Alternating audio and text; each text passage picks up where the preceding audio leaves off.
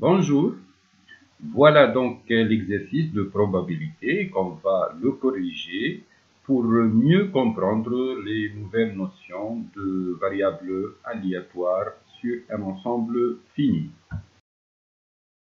J'insiste à tous les élèves d'essayer de répondre par eux-mêmes aux questions avant de voir la correction pour corriger les erreurs commises prochainement.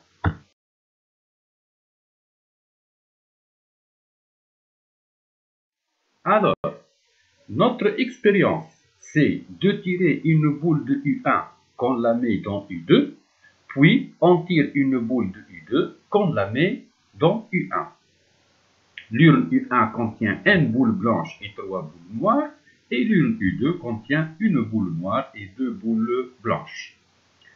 Premièrement, petit a, on veut calculer la probabilité de l'événement A après l'épreuve U2 contient une seule boule blanche. Alors, dans l'état initial, U2 contient 2 boules blanches. Alors, pour avoir une seule boule blanche dans U2, normalement, on doit tirer de U1 une boule noire qu'on la met dans U2 et on tire une boule blanche de U2 qu'on la met dans U1. Et de cette manière, on va avoir une seule boule blanche dans U2. Donc, la probabilité de A, c'est égal 3 sur n plus 3 qui représente la probabilité de tirer une boule noire de U1, fois 2 sur 4 qui représente la probabilité de tirer une boule blanche de U2. Alors pourquoi 2 sur 4?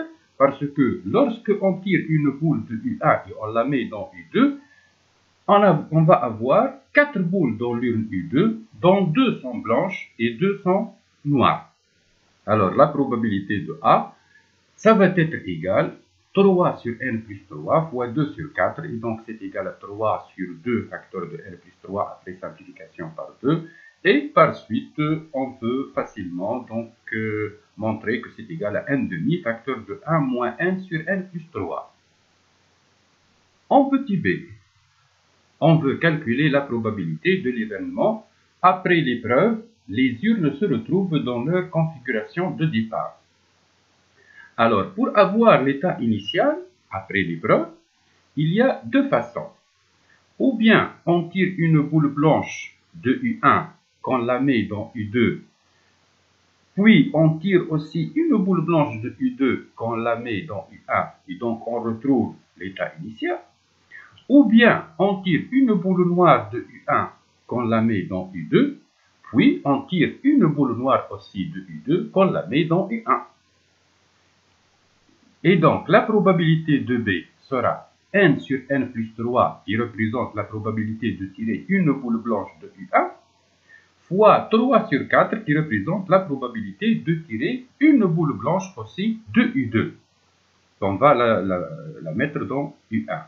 Plus, l'autre façon, 3 sur n plus 3, qui représente la probabilité de tirer une boule noire de U1, fois 2 sur 4, qui est la probabilité de tirer une boule noire aussi de U2. Et donc, la probabilité de B, ça va être égal enfin à 3 facteur de n plus 2 sur 4 facteur de n plus 3. Deuxièmement, petit a. Alors, on veut déterminer la loi de la variable aléatoire xn. Xn qui représente le nombre de boules blanches dans U1 après l'épreuve. Alors, après l'épreuve, ou bien on va tirer une boule blanche dans U1 et on met une boule noire dans U2, et donc il nous reste n-1 boules blanches dans U1, ou bien on se retrouve dans l'état initial après l'épreuve, et donc ça reste n boules blanches dans U1, ou bien on tire une boule noire de U1 qu'on la met dans U2, et on tire une boule blanche de U2 qu'on la met dans U1, et dans ce cas on va avoir n plus 1 boules blanches dans U1. Et donc les valeurs possibles de xn sont n-1, n et n plus 1. Alors pour déterminer la loi de xn, il faut calculer p de xn égale à n-1, n et n plus 1. P de xn égale à n-1.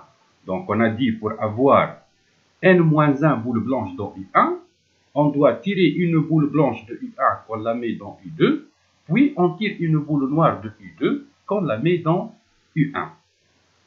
Et donc P de xn égale à n-1, c'est égal à n sur n plus 3 qui représente la probabilité de tirer une boule blanche de U1, fois 1 sur 4 qui représente la probabilité de tirer la seule boule noire de U2 et qu'on va la mettre dans U1.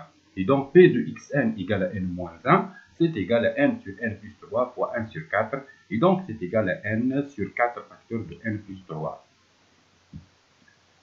P de xn égale à n, c'est-à-dire il reste dans U1 n boules blanches, c'est en fait la probabilité de B.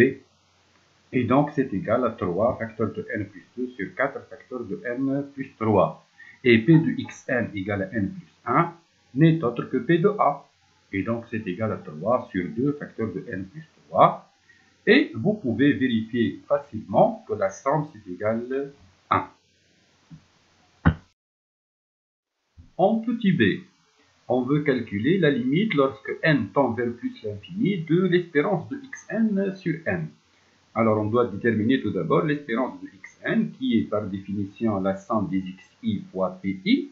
Alors ici c'est égal à n-1 fois p de xn égale à n-1 plus n fois p de xn égale à n plus n plus 1 fois p de xn égale à n plus 1.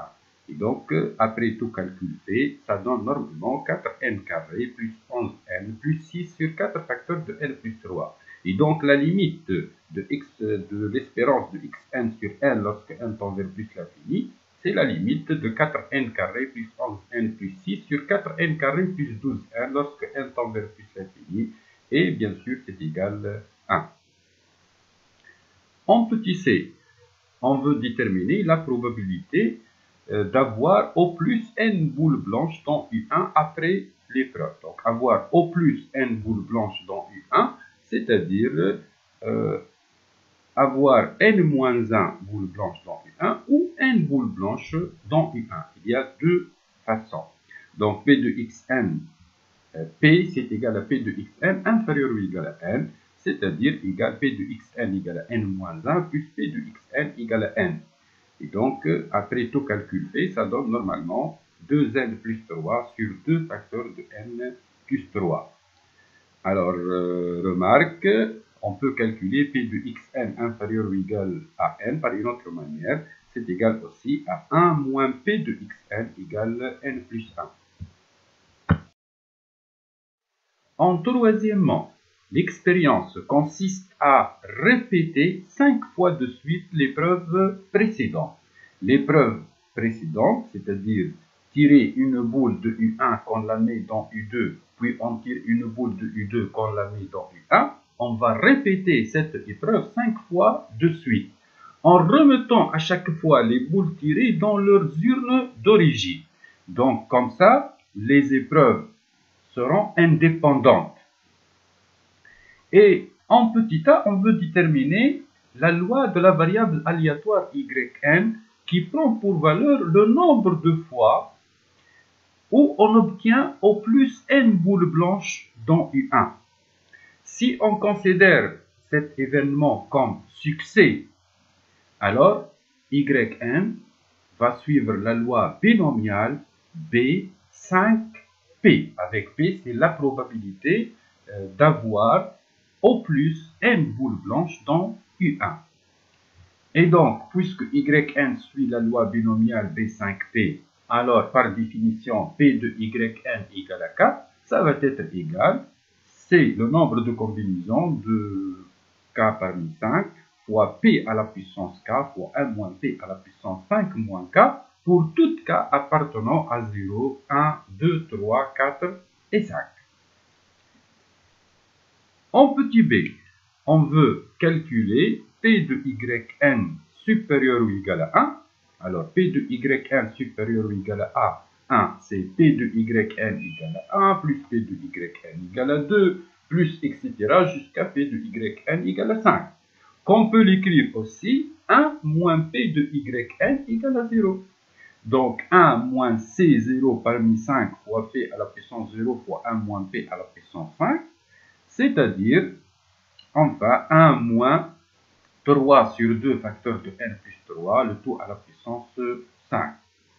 Comme limite de 3 sur 2 facteur de n plus 3 lorsque n tend vers plus l'infini égale à 0, alors la limite de p de yn supérieur ou égal à 1 quand n tend vers plus l'infini, c'est égal à 1.